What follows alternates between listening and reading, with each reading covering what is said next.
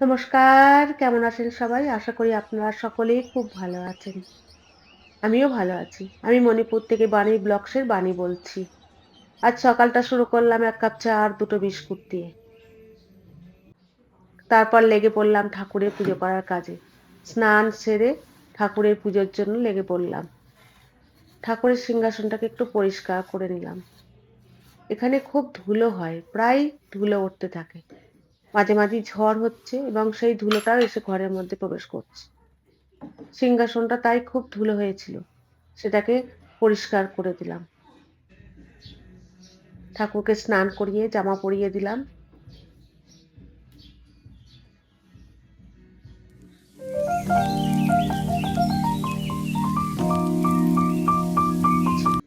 ঠাকুরের হাতে চুড়ি পরিয়ে দিলাম এবং ঠাকুরকে শীতের পোশাক পরিয়ে দিলাম।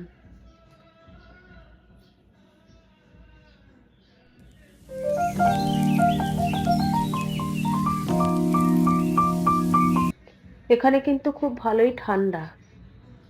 তাই ঠাকুরকে আমি শীতের পোশাক পরিয়ে দিলাম। দেখুন আপনারা ঠাকুরকে শীতের পোশাক পরে কত সুন্দর লাগছে।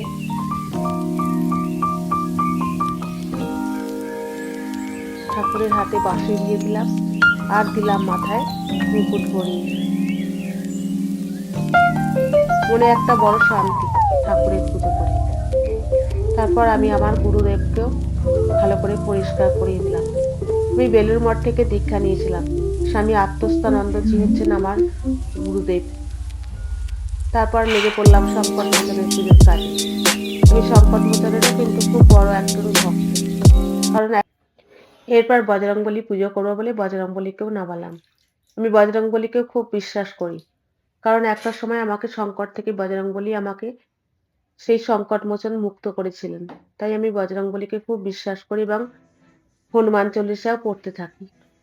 বজরংবলীকেও স্নান করিয়ে দিলাম।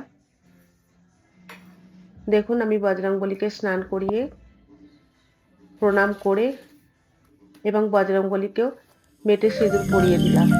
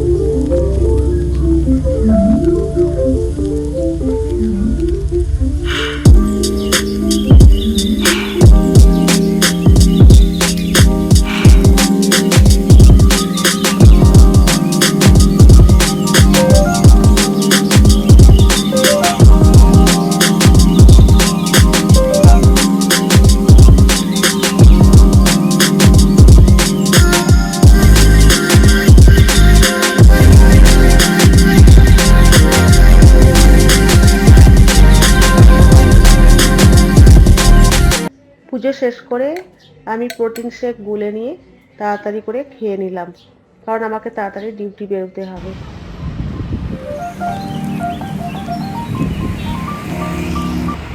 আজ দুপুরে লাঞ্চের সময় আমরা ২ বান্ধবীতে বেরিয়ে পড়েছিলাম একটু বাইরে। বাইরে একটু লাঞ্চ করবো বলে। এখানে ডেয়ারি একটা ধোসার দোকান আছে। খুব ভালো ধোসা বানায়। তাই আজ আমরা দুজনে মিলে এখানেই গেছিলাম দুপুরবেলায় লাঞ্চটা সারবার জন্য। ফিরে এসে কিন্তু আবার আমাদের ডিউটিতে জয়েন করতে হবে। তাই খুব তাড়াতাড়ি করে আমরা সেখানে পৌঁছে গেছিলাম। এয়ারপোর্ট রোডের পাশেই মণিপুরে কিন্তু এটা খুব ভালোই একটা ধোসার দোকান। এরাও ইসকন টেম্পলের একজন পরম ভক্ত এবং এদের দোকান থেকেই সমস্ত পুজোর ইসকন টেম্পলের প্রসাদ টেম্পলের পুজোর প্রসাদও কিন্তু এখান থেকেই যায় জানেন। এবং এরা খুব ভালোই ঠাকুরের সমস্ত কিছু পুজোর প্রসাদও বানায়। লাড্ডু এবং সমস্ত কিছু। আমরা দুজনে দুটো মশলা ধোসার অর্ডার করেছিলাম। খুব সুন্দর স্বাদের মশলা ধোসা বানায় এরা। আর অর্ডার করেছিলাম ক্যাপুচিনো কফি। ভিডিওটা ভালো লাগলে please like, share and comment করবেন।